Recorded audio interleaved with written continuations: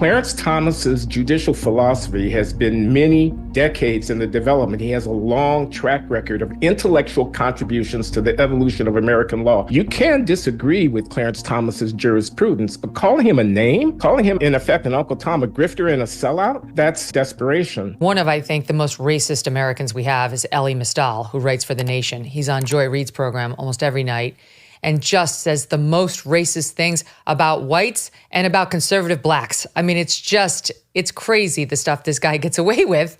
But his latest rant was on Joy Reid. He's very, very angry because this leftist group did a deep dive into the number of, quote, gifts that Justice Thomas has accepted while he's been on the high court. And while they do acknowledge that many other justices, including leftist justices, have also received multiple gifts, they said, well, he's received more. His, if you count the private jet travel, seemed to amount to more. Well, once you've accepted that they can take gifts, you're done, right? Like if it's $2 million, if it's $500,000, it's up to the Supreme Court to determine. And we've had whole Senate judicial confirmation hearings of these folks to figure out whether they're ethical and belong on this court, and we're going to trust them or not. It's up to them to decide. Anyway, here is Elie Mystal going off on this report with Joy Reid. Take a listen to SOT 4. I think it's important for people to ask, what are these people paying for, right? Yeah. What are they getting for their $4 million they've given to Clarence Thomas over the past 20 years? What they're getting is what Byron Donalds wants. What they're getting is Jim Crow, right? What they're getting is a guy like Clarence Thomas who, like Byron Donalds, entire judicial philosophy is that, well, some Negroes are magic, right? And no matter what the white man does to us, we can just rise above as long as they don't shoot us or kill us or rape us or drown us, right? And if you tell people that, if you're black, if you're Donalds, if you're Thomas, and you tell white people that, they will give you money. And that is what's happened to Clarence Thomas for 20 years. Wow. Your reaction to him? That turns my stomach, but it's par for the course. I mean, I don't even know where to begin. Clarence Thomas is motivated by money. That's laughable. Clarence Thomas's judicial philosophy has been many decades in the development. He has a long track record of intellectual contributions to the evolution of American law.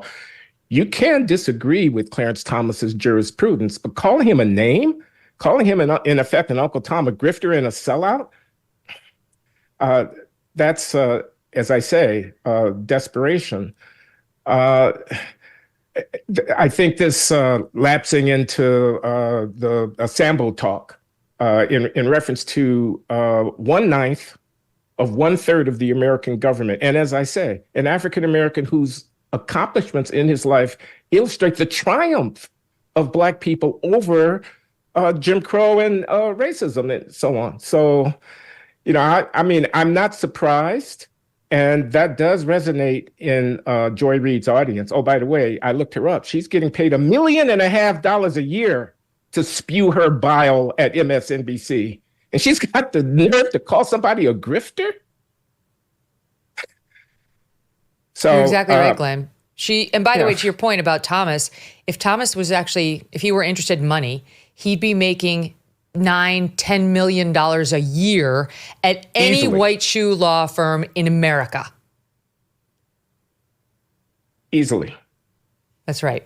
So, I mean, it's just insulting. I will, before I want to get back to the book, but quick comment on Byron Donalds. And the reason they were saying Thomas is just like Byron Donalds is that Byron Donalds was in the news this week making a comment about life for Black Americans during Jim Crow, yes, but he was talking about pre-Great Society America and what life was like. Here's what I'm going to play the longer clip of what he said, and we'll talk about how they're bastardizing it and him. Let's play SOT 6.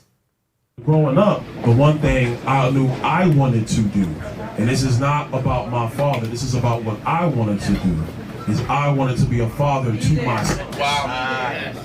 And so one of the things that's actually happening in our culture, which you're now starting to see in our politics, is the reinvigoration of Black families with younger Black men and Black women. And that is also helping to breed the revival of a Black middle class in America. You see, during Jim Crow, During Jim Crow, the black family was together. That's right. During Jim Crow, more black people were not just conservative, because black people always have been conservative-minded, but more black people voted conservatively. And then H.E.W., Lyndon Johnson, and then you go down that road, and now we are where we are. What's happened in America the last 10 years, and I say it because it's my contemporaries, it's Wesley's contemporaries, you're starting to see more black people be married in homes, raising kids. Glenn, what do you make of it? Because to me, I hear that, and I'm like, yeah, read some Shelby Steele. Like, yes, this is not a new thought or observation. It's not. And the attack on him is that he said during Jim Crow, the black family was healthier, as if there was something good about Jim Crow. He wasn't extolling the benefits of Jim Crow. He was pointing out the collapse of the African-American family, which has occurred in the post-Jim Crow era.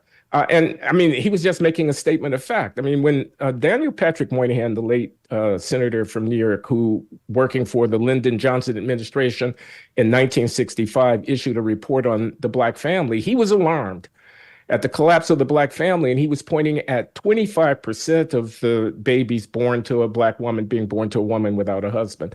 That number is 70% today, 7-0. Moynihan was writing in 1965 at the end of Jim Crow. Things have gotten worse. That's simply a statement of fact. People are putting their head in the sand to the extent that they ignore what is sociologically obvious, which is that it's a devastating indictment of a community and inhibition of that community's ability to reproduce productively itself from generation to generation for the family to have collapsed. The nuclear family, husband, wife, mother, father, raising children. This is a good thing, not a bad thing. It's time tested through history. And what has happened to African-American society in that respect is unhealthy and is something to be lamented, in my opinion. And I think, again, that's a demonstrable statement about how societies reproduce themselves. The family is key. And he was just pointing out that the collapse of the family is a post-Jim Crow phenomenon amongst African Americans, and that's true.